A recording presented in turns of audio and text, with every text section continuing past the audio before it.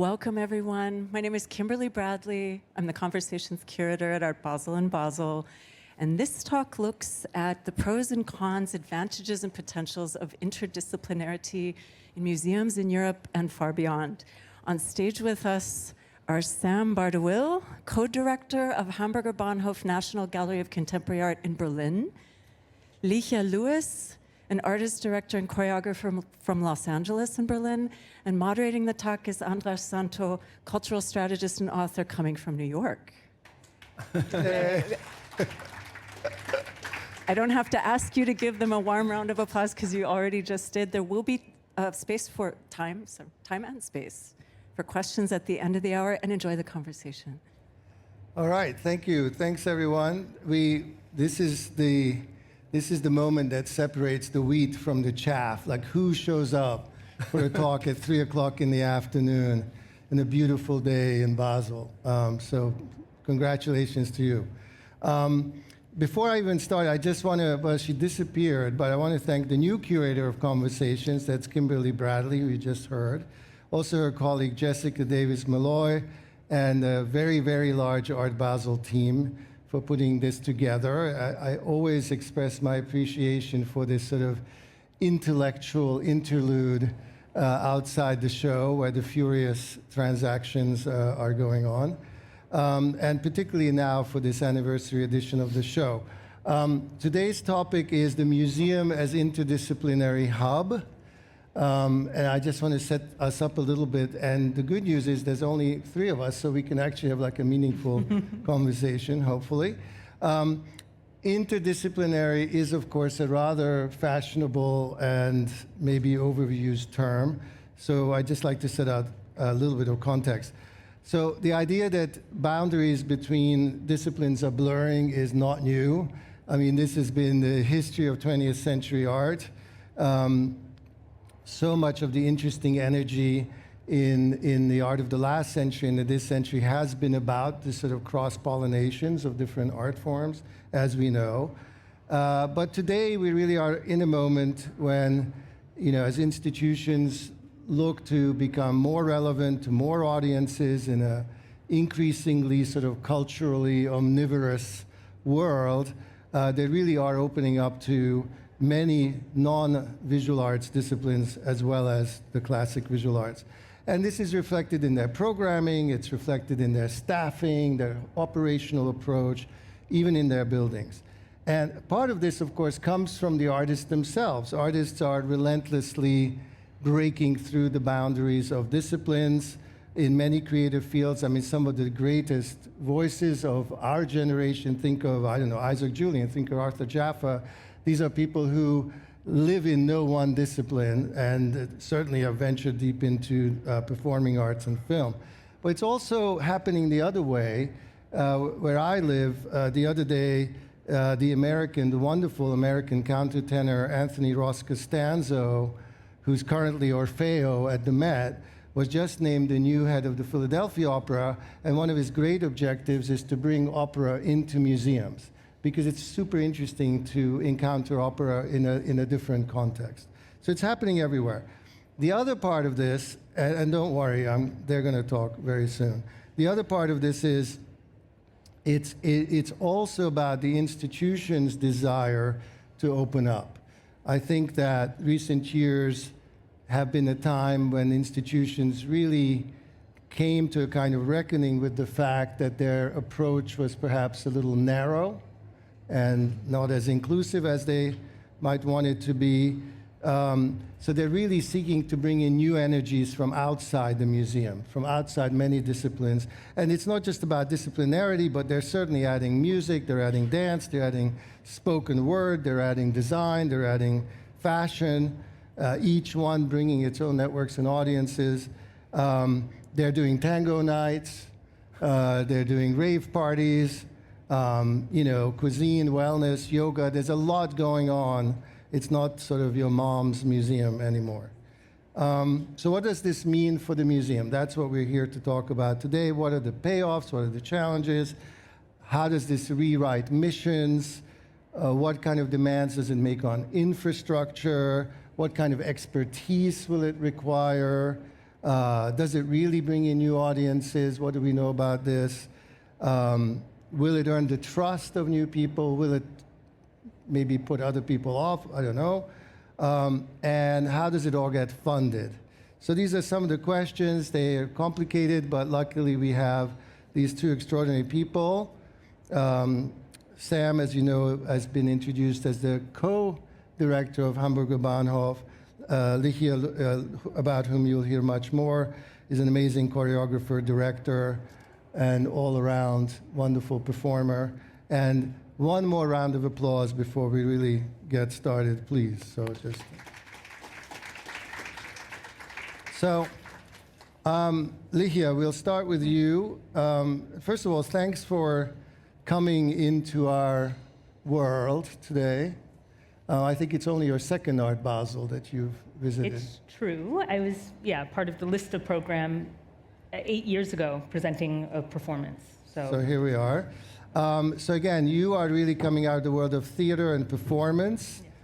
For those of you who'd like to know, you have a Caribbean background, but you really were raised in the U.S. You've had classical training in dance. You've spent many years now here in Europe, and lately your work has sort of started popping up in museums. LA MoCA, Tate. Your work is in the Whitney Biennial right now, if I'm not mistaken. So how do you plug in to our world?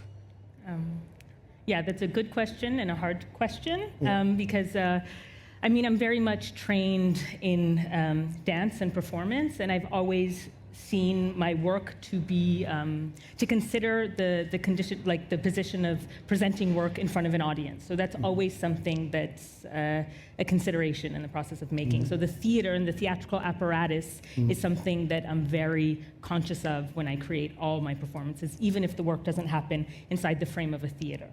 So I'm very much trained in this process of inviting witnesses to observe and to see what I do and what I create. And as a choreographer, I've just been someone that has been just constantly curious about experimentation. So I've never wanted to get sedimented into one particular form.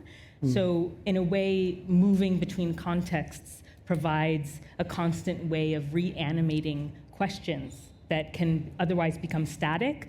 So the theater has a tendency towards more kind of specialization, let's say, and a kind of a kind of marriage to tradition, even as it tries to break away from it. You can still really feel that. And I just discovered in alternative spaces, artist-run spaces, and then eventually presenting in museums, where I still consider myself very much a guest, because that's not my background or my training, but that there is a possibility to experiment maybe with form and with medium even. So the two works that that you might be referring to, that the one particularly at the Whitney Biennial is a video work. So it's a translation of a stage work to camera, so and to film rather. And so it's a film adaptation, and not every curator would be brave enough to allow me the opportunity to direct a film. But that's something that I'm seeing as of late, more experimenting. I think curators also taking more risks, and that's a little bit right now more common, I would say, in my experience with visual arts curators than within dance and theater. And how are you, the performer, different when you're on a theater stage or a dance space versus in the museum? Yeah, so so I've never actually performed a live work within a museum. So I think for a but museum. within an exhibition form, I've recently presented my first solo exhibition, which was in New York in a place called Kara. And that was a very interesting space for me to work within the exhibition format. So Exactly. working with a different relationship to time, rather than an evening length work, rather than this obvious, turning performance into an event. It becomes actually a thing of ritual or practice when it's extended over a period of 4 months. So there's already a different approach in terms of the materialization of the body and the attention to the body and the kind of meaning making that might happen in that process. So I was very enriched conceptually by the possibility to extend my work over a period of time and for the consideration of practice over product within this exhibition format.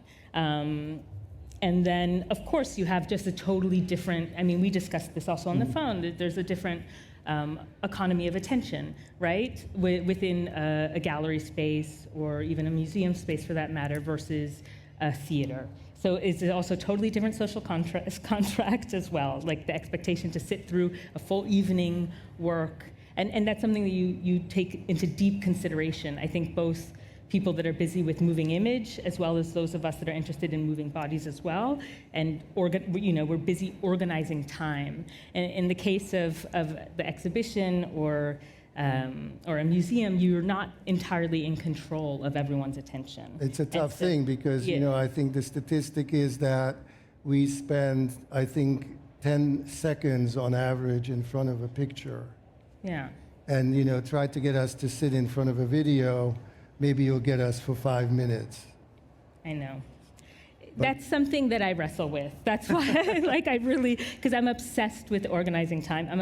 So it's something that makes me mad when I see how spectators sometimes attend to a performance in museum contexts. The way in which it can be so, just to snap a quick picture and then leave. And for me, I'm so busy with kind of what duration does. Yes. Well, thank you for teaching us good audience habits. But one more thing, when you show up or when you create this work, it's not just you. You have a whole an ensemble. Team. Absolutely. I have an ensemble. They're all mentioned. That's another thing that's part of theater training. You mention your entire cast and then all the members, all the people that were participating in the creation, which is, I think, a beautiful way of upholding this idea of ensembling, which I like, a term I like to use very much when I'm considering creations. It's also the people that I'm creating with.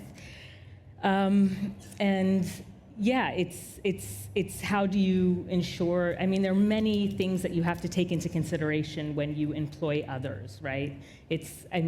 We're constantly working in dynamic social spaces, but performance requires another kind of attention, a kind of really an ethical relationship to your entire team and ensuring that the team is cared for and feel safe as they can in the presentation of whatever the work is. And also, there's an extreme generosity that comes with performing, and when you employ other performers to hold the work, it's not that they're actually the work, right? The work is beyond all of us, but you're asking them to hold it.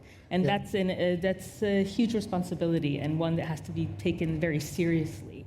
And that's something I think that theaters do take well into consideration. Well, they've been designed for it. So we'll get back to some of those issues, but Sam, I'd like to bring you in.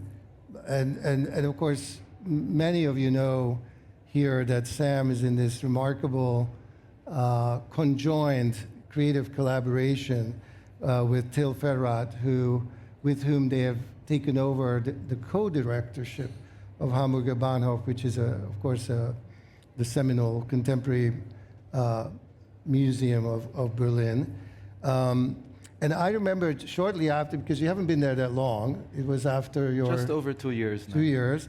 And I think it was shortly after your appointment when you had this open day. I think you just had open day this year with how many people? 30,000? Just last weekend, and we had 30,000. 30,000 people, which is pretty good.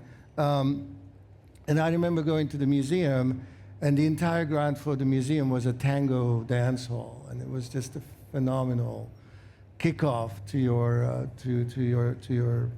tenure. You're also right now showing incredible performance-based work by Alexandra Pirici and her team, collaboration with Audemars Piguet, I might add, who are also very involved here. And that's sort of just an example of this commitment you've made to this type of work. So, A, how is it being received? How are audiences responding to it? And B, how in general is this part of your strategy, if you will, to build a new type of audience or new type of community for the museum?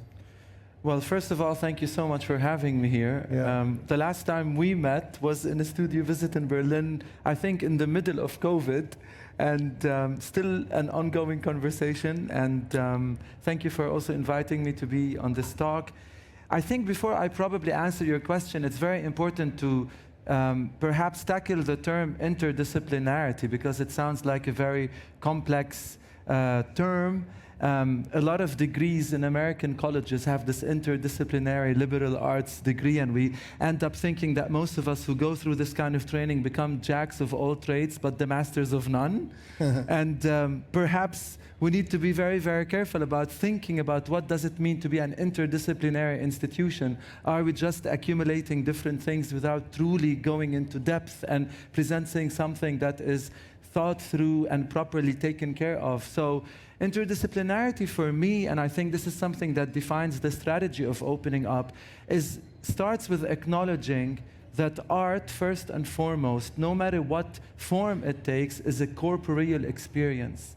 When you walk into a space and you engage with the work of art, you're not just only looking at a two-dimensional object on a wall or a three-dimensional sculpture that you walk around, or listening to a piece of music. It's something that you first and foremost absorb through your body. And I think maybe because I come from a theater background, this is something that's very, very present in the way I personally think about programs and exhibitions, and Till and I are constantly in conversation about this. What will the visitor feel and experience when they walk into the space? Where do you want their eyes to go? How do you want them to turn? Is it going to be a monotonous experience, or will there be moments where they gasp and where the sight line is attracted to go somewhere else? So before even getting into programming and thinking about performance and painting and video and sculpture and so on and so forth, I think it's very important to acknowledge that the museum should first and foremost claim back the corporeality of the experience of a work of art. And I think from there on, it becomes a very, very different way in which you think about the space, you think about the artists that you want to work with, and it becomes about technicalities and logistics and budgets and coordination. But that's, I think, something that's very, very important. So I think the response, to go back to your two-tiered question... Before you go on, Yeah. because you dropped a little bombshell, your performing arts background, can you just tell people a little bit about your own performing arts? Yeah, I mean, you want some jazz hands? So just so we know. Sure. Well, I basically studied theater in the UK. I was living in London and went to the Central School of Speech and Drama, and was working as an actor, and I did the whole West End thing and Edinburgh Festival and so on and so forth. But then I realized that my other passion, which is art history, was calling me, and I decided to kind of go more into that. Maybe I couldn't handle the pressure of constantly, going to auditions and not having a call back or whatever. So I decided to go and do art history. I was doing art history also before, so I finished the PhD and went into academia, and I was teaching at NYU, and then it's a long story, yeah. So the response has been overwhelmingly positive. I must say it's been wonderful to see more diverse audiences come to the museum, engage with the art in a way that is not predictated for them. Because I think we talk a lot about inclusion and openness in our institutions, but we expect people to come in and behave in a preset format. How do they engage with an ongoing performance? How do they look at a painting? What should they say when they talk about, the price of the National Gallery and so on and so forth? And I think we're trying to create a space where people can engage in ways that we can learn from. And by us, I don't mean only the institution, I mean our partners, I mean the artists with whom we are working, because we all come from certain forms of thinking, and we all have certain expectations and frameworks within which we want people to engage with us. So this has been quite a learning curve, and still continues to be a learning curve.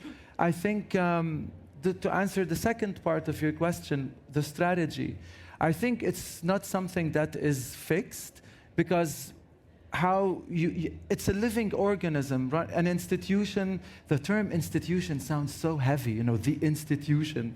What kind of institution? Anyways, the one that we're working at is a place that I believe and we hope is something that is constantly reinventing itself. So the only thing that we are kind of taking as a preamble to the contract with all the partners that we're working with is that we want this place to be evolving, not to be afraid of change, and to accept that when you open the doors, what is happening on the streets is going to happen inside your house. And that is okay, and we shouldn't be afraid of it simply because we do not know how to handle it. It's a learning curve, and you have to do it with confidence, you have to do it with a sense of responsibility, and you should never, ever, despite all the challenges, lose the joy. Because it should be a place that nourishes everybody that comes in, from the art handling team, to the artists, to the guards who work in the institution, to your co-director who wants things to happen differently, but you keep on telling them no. So yeah, it's truly about all these things together. And when you say learning curve, I mean, it seems like there's some friction in, as you realize this vision, where are those pain points? Is it about getting the staff to sort of loosen up and embrace this way of working? Is it about getting the public? Is it the press that's sort of locking you into a kind of frequency that you need to expand? Like, what's the work? I mean, I think maybe one term that we can use to describe this friction is probably some sort of resistance. I think we are all trained to act in a certain way or think about art in a certain way based on our experience, of course, and where we come from. And sometimes there is a resistance to change, and that resistance takes several shapes and forms. And I think once you accept that change is inevitable, you know, I love in ancient mythology in Odysseus, he said the only permanent, constant thing in life is change. Once you agree that change is inevitable, you either open up yourself to it and go with it and become fluid, or you continue to fight against it and then it breaks you along the way. And I think change is a better way than, I'd like to think of these frictions as an opportunity and a challenge for change rather than a problem that you need to solve. So turn it into something positive and let it inspire every day. How do you think and who you are and where the institution can go, and the possibilities are infinite. And I think having a sense of humor and a kind of joyful way Sorry, of a sense of having what? a sense of humor. Of what? Humor. Oh. Wait, he studied performance. Anyway, this is great. I think we've established a couple of fundamentals, and then a certain picture is emerging. I think on the one hand, everything you both are saying creates a sense of possibility. Right, that it creates opportunity to engage forms of creativity, bring them into the museum, to invigorate the museum, to open up the museum, to build audiences. On the one hand, some challenges, the strains, the friction, the money, the cost, all those things. So I want to sort of unpack some of this stuff. And actually, your last point here made me think of something, which is how do you create a kind of multi-frequency museum, a museum that can speak on different wavelengths? Because I think people still want that classic, I want to stand in front of the object and it's a kind of very sacred moment. And then they want these very social moments, and they want different types of cultural experiences in the museum. And I realize you're not managing a museum, but how can we get to a kind of institution that is capable of containing all these different ways of being together? Perhaps, Ligia, what's your suggestion for us? Oh my goodness. I think that's a really big challenge, and maybe a false promise that you can hold everyone. Maybe that there's always a limitation.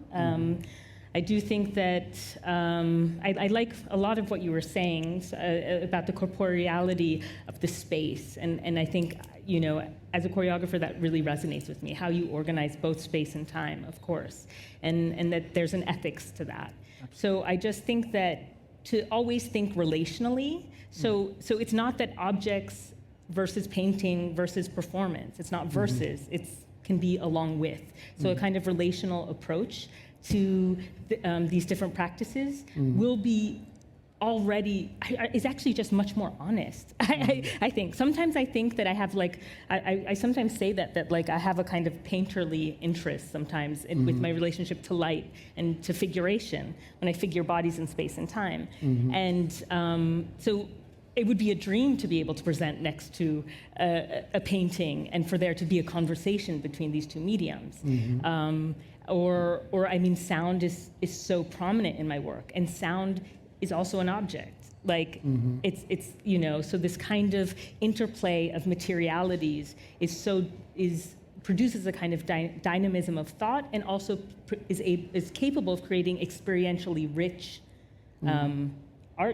art objects, basically. So I do think this kind of, I like already this kind of notion of corporeality already, and what that might provide as a way of thinking, and that maybe just leaning more into that kind of thinking, rather than trying to artificially create something that can hold everyone. It's probably more like listening to what artists of the present are talking about and thinking about, and that you can't always materialize that immediately. Right? That's part of a much longer process of, you know, like practice, right? Which Absolutely. Yeah. I mean, I fully agree with. We are always agreeing with each other. I need to can we disagree about something? But I think listening is a key word. You said you mentioned it now, and you know, when I think about what is the most valuable, important thing that we are competing for as an institution with other public spaces or other sources of information, whether it's visual, whether it's of any form, is people's attention. Yeah. I think attention has become a very, very rare commodity and a very, very expensive commodity. And you know, when you think about the 19th century museum and the salon-style hanging, that was the way most of the artworks were being presented in many institutions, at least in certain parts of the world. I don't want to level every kind of different approach to the representation of art. You know, people would stand in front of a wall and take a lot of time looking at so many different things. And, you know, with the advent of modernity and the speeding up of our daily lives, the idea of one painting separated from other paintings and an object acquiring a certain aura and a status became more and more the modus operandi in which many museums started presenting their work, because they needed to create that moment of attention between something that is external to which you can connect, and it becomes an internalized experience. And I think today we're all kind of trying to see what can we do in our institutions in order to capture the attention of the person who walks into that space, because we feel that it's important that they engage with whatever it is that we are presenting. And in order to do that, I think listening is extremely, extremely essential. Listening to each other as in terms of the people who work inside the institution, because we need to build this thing together. We need to take into consideration everybody's ideas, everybody's capabilities, everybody's backgrounds. But I think, of course, the artists with whom we work, it's very important to listen to them, to learn from them.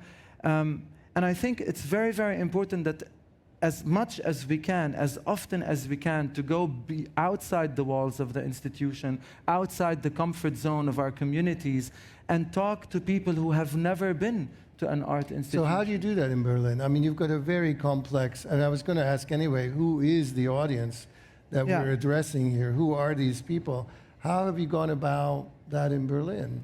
I think one of the things that have become essential to our program, or to the way we are structuring ourselves, is our education and mediation or community outreach department. And we have a great team, and what we do is we are trying to connect with a lot of organizations, community initiatives, neighbors who live around the building, other grassroots, kind of ad hoc, self-organized communities that are centered around different interests, not necessarily only fine art or contemporary art, and bring them in or go and visit them and have conversations so that we can better understand what their expectations are from our institution and how can we be relevant. And of course, there is no way that you can hold everybody's desires and needs and echo and resonate with everybody's expectations. But at least it has to start somewhere. So that has become, in a sense, our way of putting the fingers on the pulse, and that has to do with the community and the city in which we live. But I think it's also important to diversify the institution from within, and that doesn't only have to do with the program. I think on one hand it's important to show artists that represent different communities and different backgrounds, but I think most of the time the staff in the institution comes from one very homogeneous type of background. We all studied fine arts or curatorial studies. We all went to Goldsmith. I don't know. We all read the same books. We all came from the same cultural background. We all have the same racial, ethnic. So I think it's super important in the context of Berlin, a city that is so cosmopolitan, to actually echo and mirror the city in which we live. So we're actively trying to also bring on board curators, educators, conservators, mediators, that are actually not only representing one kind of a cross-section of our very diverse society. It's many, many things. It's not one thing, and it's layers upon layers upon layers, and commitment and commitment and commitment. Ligia, in your own work, how do you think of your own audience? I mean, who are you addressing? The cultural landscape has shifted quite significantly within the last 10 years, I would say. And so my audience was, as you described, what the inner walls of a lot of the institutions in Europe, similar. And this was a huge problem in consideration of the work that I was making and the kind of embodied critiques that I'm engaging as well. So audiences, that's the thing, is like, I think I can't expect too much, but still I can dream, and I can still be like hopeful that a future will look a little bit different, right? So when I create, I'm conscious of the fact that there's still so many limitations still within, that has to do in large part because there hasn't been this process of diversifying structurally within a lot of institutional frameworks. So the problem becomes that institutions want to speak to the people on the street, but the institution became an ivory tower, right? Even I was thinking earlier today about the foolishness of the language of high and low. Like, and that became, we're well over that, thank God. We're well past that. But still, that could even become a language is to say, is already proposed so many problems, that we have to eradicate that idea. Right. So for me, I want to create the work that I create, knowing that there's, structurally within institutions, a lot of limitations, but in hopes that my work speaks to the people on the streets, actually. That's the public. May I also say one thing, because I think it's very important. I think also, while institutions are thinking of diversification, reaching out to different audience, it's very, very important that they do not instrumentalize artists, because they also, check a certain quota or check a certain category. So we show a certain artist because this artist will allow us to talk to this, community. I think it's also very, very dangerous when artists becomes tokens of a certain demographic. Right. So when we work with artists, it's always important to not burden the artist by becoming an ambassador of something else. It's important that the artist is also free to continue on their journey, wherever you are now and what you do. And it's the responsibility of the institution to then find a sensitive way of mediating the complexity of what you do. I think it's too much to ask of an artist to think of appealing to certain audiences as to everybody, unless they are thinking about that on their own terms. Mm-hmm. But I think it's so important to maintain the integrity of the work and find a way of bringing your visitors and what the artist wants to say about through a very accessible and open conversation. Yeah. So now that we've sort of talked about things in the general way, I want us to quickly look at 3 ways in which, I mean, we've acknowledged that it's great, let's integrate performance, it's going to be fantastic, let's bring in the dancers.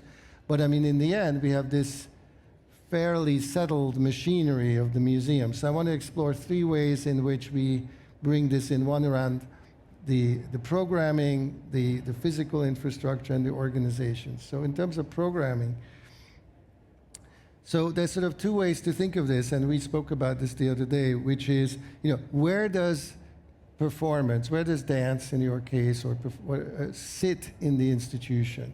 It can be conceived of as a performance, something that's happening at 6 p.m. and it's over, and it happens once or 3 nights in a row.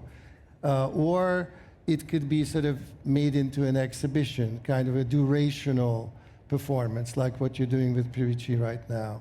And I'm just curious about your thoughts about the pros and cons of these formats, and which one feels right, or That's a good question, but it's almost like too general. I really do think that that question of how artists want to organize time or bodies is so specific to the interest of each artist. So I'm someone that is weary of a kind of populist approach to like the museum, where it's this idea of accumulating as many people from as many different backgrounds together in hopes of being representative of. I'm someone that actually doesn't mind to suspend that desire to ask maybe what's the ethical question, what's needed, and maybe it's not popular. Because as we know right now, the current condition of the current populism is pointing in a really bad direction, right? So for me, these are like deeply political questions: how you organize time, how you organize bodies, and I think it's specific to each particular artist. I mean, I do appreciate that if I do have a chance to work within a museum, like a museum frame, I'm not opposed to live performance, but I loved the translation of my work to video. Okay. There was something that I felt allowed the work to I don't know. That was a choice that I made. It's not to say that I wouldn't be interested in continuing to do more durational performance, but there is a way in which I think video holds on to ideas and concepts in an interesting way, as a kind of beautiful kind of document. That and it's not to give up. In a way, it's easier in the museum. I mean, that's in some the way, it's also in terms of infrastructure, also easier. Yeah. Also, actually, surprisingly, much less expensive as well. Right? Amen. And so that's just the truth. It's like, and the market is happier with it. I'm not sure. I mean, video work, I don't know if, depending on who it is, they sell. A choreographer's video work, I don't know how marketable that is, but it still provides another way to hold on to the material. And it's, my sister, who's also a performance maker, said something really beautiful once, where she said also that there's this kind of romance of the kind of ephemeral qualities of performance, right? That we can get lost in that. But actually, no performance actually is really ephemeral, right? Because a good performance stays in people's hearts and minds. So there's just like I think there's just like other different ways to think about it, not to get too excited about the eventfulness of a performance. Yeah, but I mean, in the end, these are questions of allocating time and resource and space. I mean, you're the one who has to make these hard decisions. Do you bring it in as a video? Do you make it into presented in a purpose-built space that is made for performance? Do you bring it into the galleries? I mean, these are very different ways of bringing in performance. I mean, I think before you even get into the logistics, you have to think about, for us, the way we're thinking about it is, in a sense, trying to move away from this event culture that is not as democratic as when you know that a painting is on view for several months, and no matter when you come to the museum, this painting is accessible. And I think we are trying, and it's again, work in progress, we're learning, it comes with certain challenges.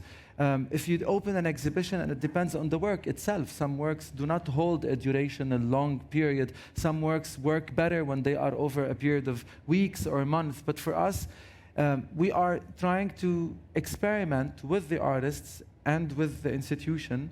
How can you show performance over a long period of time and integrate it into your program, similar to how you would work with any other object of art in an exhibition space? And that entails budgets. I mean, at the moment, Alexandra Pirich's piece is a 6-month installation with 13 performers, sometimes they're a little bit less, for 4 hours every day for 6 months. It happens every day. It has a certain sense of course, commitment. It has its toll on us as an institution maintaining such an exhibition. There's a sand dune that has to be refixed every single day. There's a chemical laboratory that has to be retuned every single day. So logistically, financially, and you have other things that are happening in the museum where sometimes individuals walk into the space and they don't fully understand what is going on. So how do you bring that awareness? How do you educate yourself and enhance your visitors' appreciation of the diversity of artistic expression? Do we have all the right answers? Have we figured out a formula? No, and we do not want to, because every single time you work with an artist, there are different challenges and different opportunities for growth. But I think if you think democratically and if you think openly, we would like to try and move away from performance. In this case, we're talking about performance as an event that happens once at the beginning of the exhibition and once at the end, and try to integrate it with the artist as much as possible into the rest of the other things that you see in the Beautiful museum. example of this. Those of you who've made it over to the Fondation Baylor this week, there's this wonderful Tino Seagal piece. It's kind of wonderful. First of all, you could see the same dilemmas. You can almost imagine the many meetings that happened. But one of the nice features of that piece is the sound that is sort of trickling out from the performance space into the other adjacent galleries, which completely transforms them.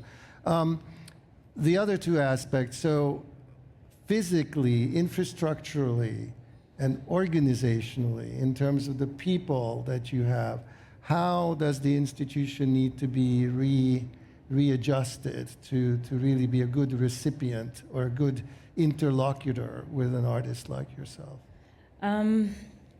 I think it does help when museums hire producers from dance and theater backgrounds, because there's just like an incredible, that's just very useful knowledge. They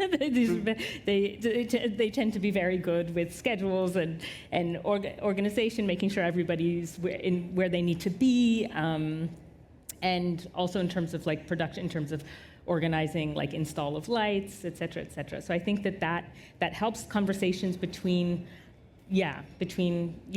producers, from live art into museums, I think would help tremendously. And I did have that experience. I mean, the Tate Tanks is an example. You know, the Tate has the Tanks, which hosts a number of performances, dance specifically. And I think it works, my experience performing there was very smooth. So it wasn't in the exhibition hall, which is, I think different, very different. A whole other challenge. But I do think that that information is there. I mean, most performance makers already know that as well. But I think that this point about the producers is really important, because I think a curator has a completely different relationship, like a classic curator, to cultural production than a performing art curator. I mean, a producer. Producer, yeah, sure. I mean, there's so many. I think we're kind of talking about one specific example, but for us, like, we're looking at an installation by Dan Lee at the moment. That's another whole set of challenges for us trying to work in an interdisciplinary manner. Dan has just installed a work in the museum that is a living organism. There are spores, there are fungi, there are plants that are growing every day. The piece is changing. And one of the things that we had to do in order to be able to show the work is to channel, orient all the AC ducts. So we had to get AC technicians in order to block certain air ducts and open other ones so these spores don't actually end up in a room where you have felt pieces by Joseph Beuys, because I don't think that would be a very good thing for our conservatives. So I think or your lawyers. Or our lawyers. So this interdisciplinarity can go into performance, can go into working with different materials as a museum for the 21st century, dealing with the now, dealing with the future. We don't know what art is going to look like in 5 years and 10 years, and artists are always challenging us. And I think it's important we go back to the first point of being open to this change. Interdisciplinarity can only happen if you're willing to work with different people that you haven't worked with before, like a producer coming from a theater or dance background. I think one of the things that we are experiencing as well is we are witnessing more and more heated debates entering into our institutions because of the conflicts that are surrounding us all the time. And we are not equipped to know how to act when these things happen in front of your eyes in your institution, where people are angry, where people are almost attacking each other. So we are now working with awareness teams that go into the space and allow us to mediate teachers in schools. I mean, we come from a generation where we thought about museums to operate in a certain way, yet we want to open up the institution. And when you open it, as I said earlier, things will happen that are not part of the manual that you receive when you take on the job. So we have to rethink our role. What is a museum director? What is a curator? What is an educator? What is an art handler? What is an artist? We are all being pruned, and pruning can be painful, but it's essential. A perfect moment for me to ask a question which I love to ask in these contexts, which is not so much what we have to learn, but what is it that we have to unlearn to do this work? What are the reflexes? What are the sort of habitual tendencies of museums and people in different roles in the museum? What is it they have to let go of to step into this type of collaborations? Yeah, this is something I've been thinking about also. This idea of accumulation, which maybe is in part one of the historical practices of museums, to always accumulate maybe in objects, in part wealth. And maybe that same logic also extends out to audiences, this idea to accumulate, grab.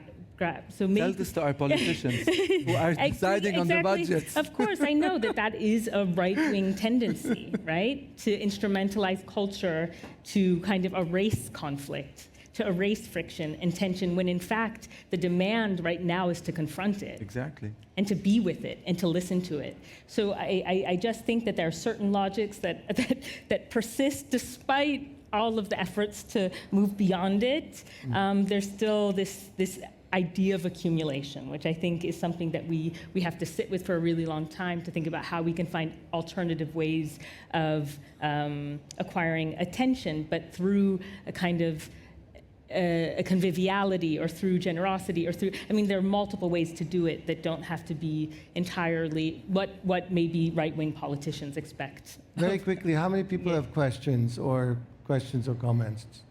Just show me if there's a couple. Okay, all right. So I'll ask one more question, then we'll take a couple. Oh, just to finish the thought, sorry. What to unlearn? Maybe instead of thinking about accumulation, we need to think of collaboration. Yeah, I think accumulation takes away the agency from the person whom you wish to invite, as if they are just subjects that you collect and you bring in. You process them, and it's like an assembly line. And that's not at all the intention of opening up an institution. I think it's about genuine collaboration with every single partner. See every single person that walks into your doors as a potential partner, so that we can all grow together. And I think what we need to unlearn kind of goes a little bit in line with what you're saying, Ligia, which is, I think we need to be more honest as institutions about the fact that we cannot always get it right. Totally. I think there's something that people project on museums, especially when a museum has a certain clout or history. You read the label on the wall, and it's the final word on the art. The artist that you select is the artist that is worth being, presented on such a visible platform. We don't always get it right. Yet, when we don't, we need you not to go out for the killing immediately. We need to also have you tell us how we can be better. And I mean it. I'm being very, very genuine and very open. Similar to how artists don't always get it right, or anybody else. And I think once we acknowledge this, that's what we need to unlearn, that we are not the final author and authority on things, that we are one of many conduits through which a process of growth and learning needs to happen, and we don't always get it right. And that's okay. So speaking of don't always get it right, maybe another part of the system that has to learn new things and unlearn is the funding system. So before we go to the question, there was a question here in the front row, so you can start coming up. Who's going to pay for this? Both of you have mentioned this is expensive. Yeah. This is not just putting some pictures up on the wall. And how do you convince, whether it's state funders or private funders, foundations, to get behind these kind of productions? Ligia, you tell us. Yeah. I mean, fortunately, I apply for funding independently from the institutions that host me. So I've relied on public funding for the last 10 years. I don't always get the funding, but when I do, yeah, you do feel a certain kind of responsibility. But you feel supported in your practice? I feel, of course, I think that I do, yes,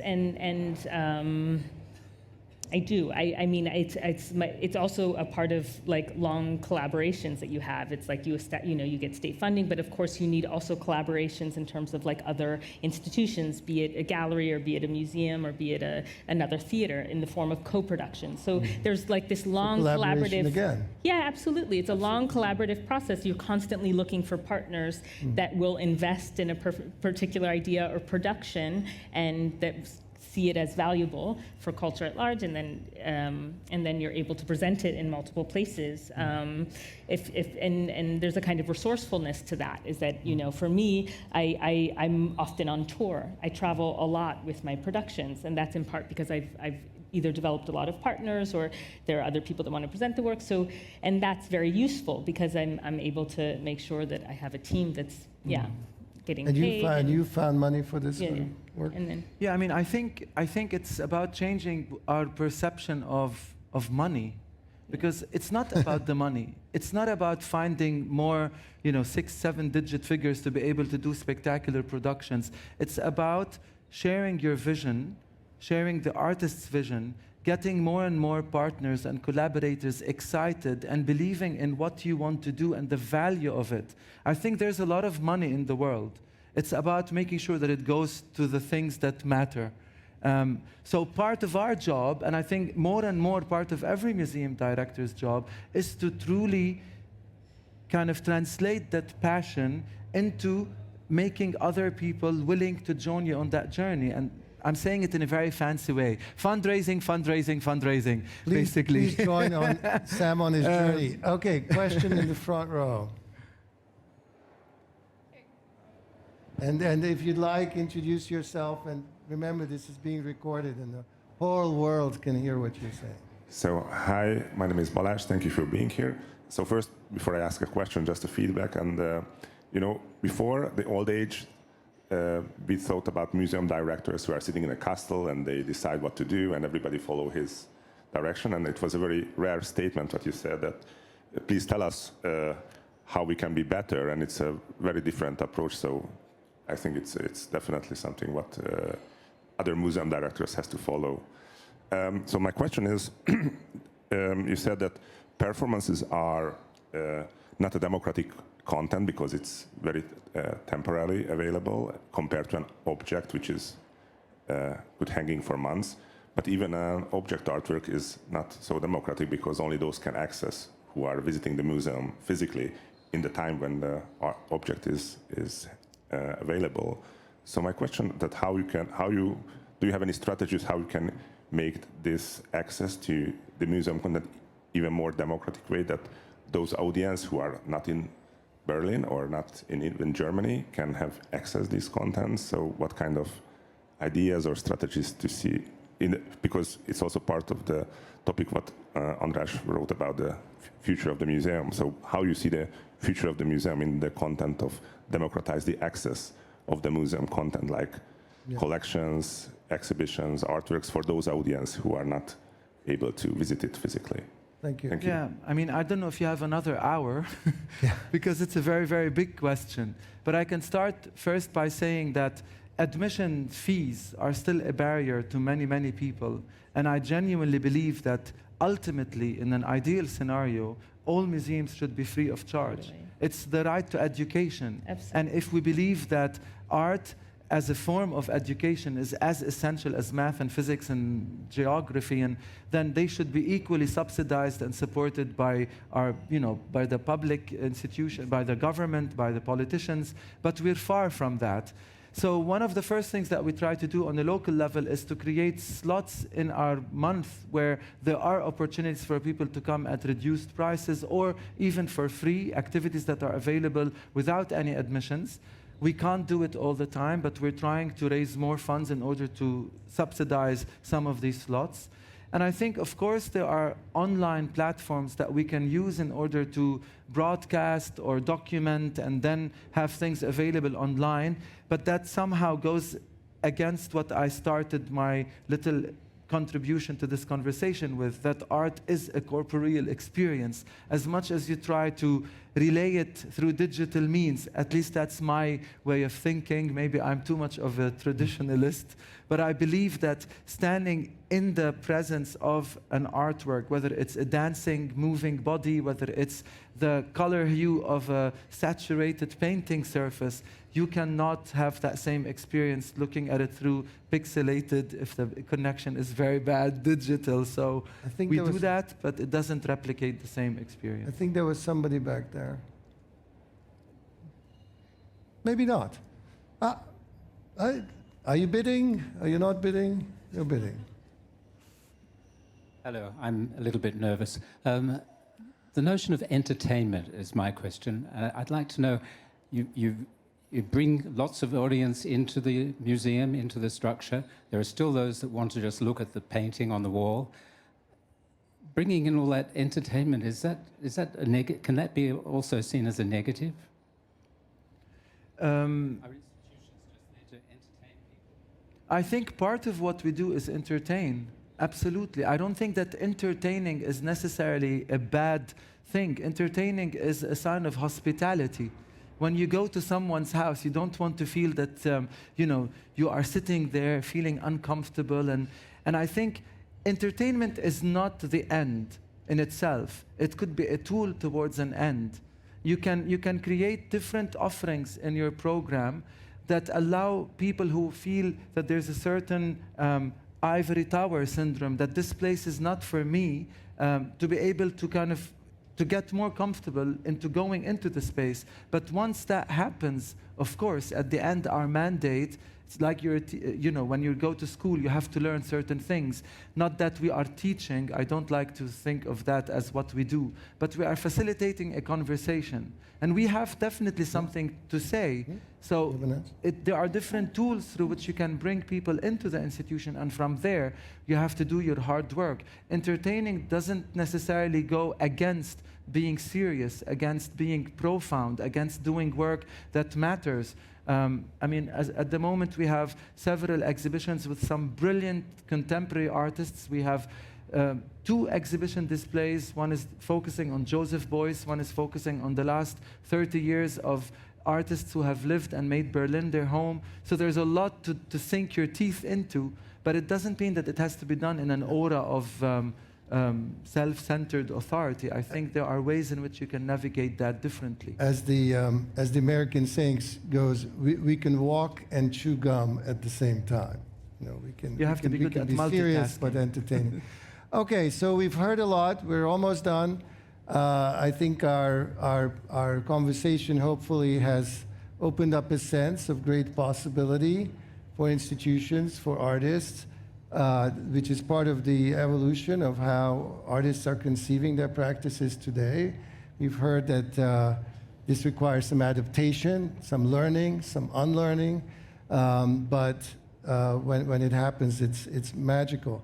So just as a last question, I want you to give some free advice in case there are some people sitting here that we're at Art Basel, so there's a very good possibility somebody in the audience wants to build a museum.